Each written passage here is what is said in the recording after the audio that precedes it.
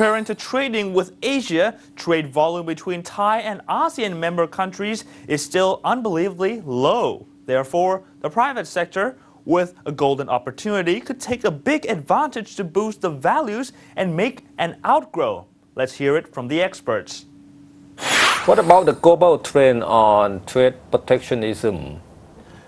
Well, we've seen as a result of the crisis, 2008, 2009, that yes. Countries were pretty forward-looking, and looking at the long-term interests, so that we didn't see the kind of spike in protectionism that we saw, for example, in the 1930s during the Great Depression. I think the environment now is completely different from what you saw historically, and that testifies to the wisdom of many countries, as well as to the role of international institutions like the WTO, which was closely monitoring what countries were doing. So we didn't see the kind of protectionism that we saw in the past. I see. And looking forward, what the WTO is planning to push the global liberalization, can you tell us the latest development? Yes, well, we're still pushing through the Doha Development Agenda, the agenda that was agreed upon 10 How many years ago. years already? 10 years ago? 10 years ago this November. So the WTO is still focused in trying to ensure that we have a successful completion of this round, although certainly it's taking us much longer than we have originally anticipated. There will be a ministerial conference this December in Geneva, the 8th Ministerial Conference, where the member countries will have an opportunity again to see what can be done, what kinds of initiatives can be implemented to make sure that we complete this round earlier rather than later. You look like you're still very hopeful, right? I'm an eternal optimist. So I'm optimistic, maybe realistically optimistic, that we will eventually see a successful conclusion. In short, what was the biggest challenge facing this round of negotiation? Well, it's a range of issues, such as? Well, agricultural liberalization was a major stumbling block initially, and it probably still is. Now there's also some difficulty in agreeing to what the ambition is on liberalization of industrial tariffs. So it's a range of issues that have proven that have introduced some difficulty in trying to conclude the round early. So can you also tell us about other major points in this year's World Trade Report besides what you already mentioned? Well, some other findings of this report. We continue to see an increasing number of these agreements, and these agreements are now deeper in the sense that they go beyond just tariff liberalization. The surprising thing about this phenomenon is this dramatic expansion and explosion of agreements does not seem to lead to more preferential trade among the members.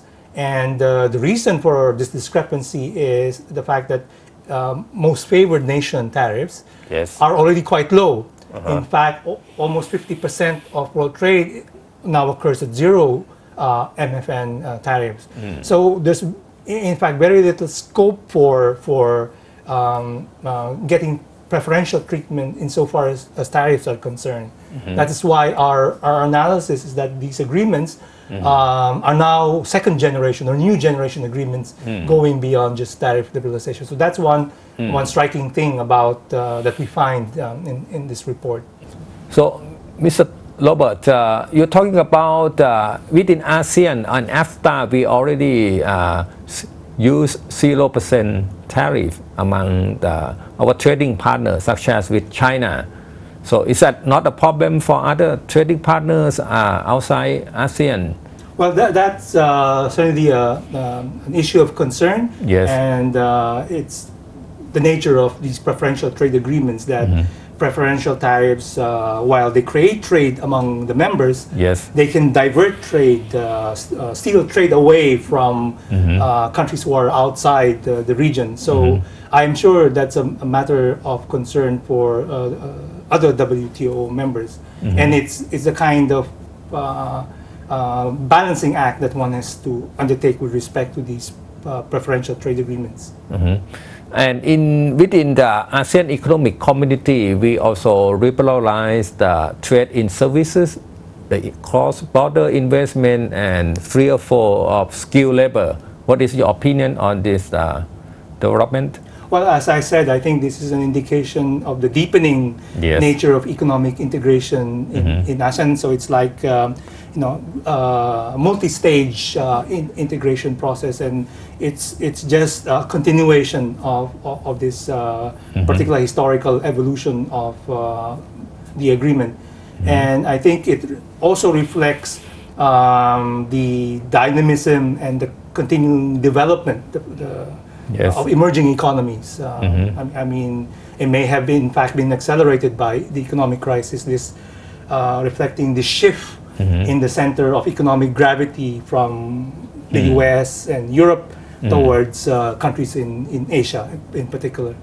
Can you explain a little bit about trade dispute settlement within the WTO mechanism? Well, the WTO has a dispute settlement mechanism which deals with conflicts or disputes among its members. So it's a very widely used and trusted mechanism within the WTO, and some people feel that it's a kind of cornerstone, a jewel of the multilateral trading system. They have a lot of confidence in the ability of the mechanism to make objective judgments about the disputes between the members. And it's not only developed countries who use it, but a lot of developing countries. Thailand, for example, a lot of the Asian countries take a number of the dumping, countervailing duties. Take a lot of these dispute safeguards into the WTO system. So showing that they're very confident that the system can make good judgments about the disputes. In terms of a coherent global trading system, what are the measures that the WTO looking forward to enforce in order to ensure that coherence? Well, we have in the report proposed around 4 possible options. These are not mutually exclusive. Perhaps the most important is a successful Doha round, because that means that there will be more confidence in the multilateral trading system, and countries who are sort of very involved in preferential trade agreements may take a second look at the WTO. So I think that's the most important path ahead. Second, we also suggest maybe looking at WTO rules on regionalism, seeing if they can be improved.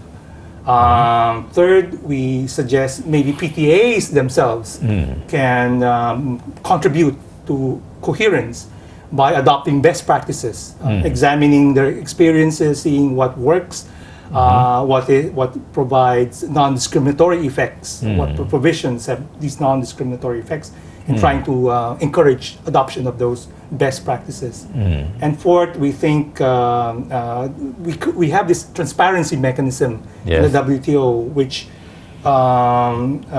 looks at each PTA, examines it in detail. So we think that process could be a way of encouraging more conversation among the WTO members to understand what's going on in these agreements, and again to develop a kind of code, kind of best practice. Code of conduct.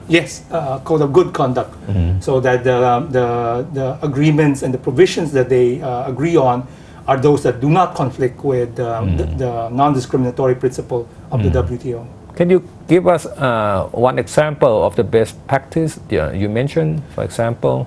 Well, in some agreements, you have this MFN clause. Most favored nation. That's right. Which in which, for example, I sign an agreement with you. Yes.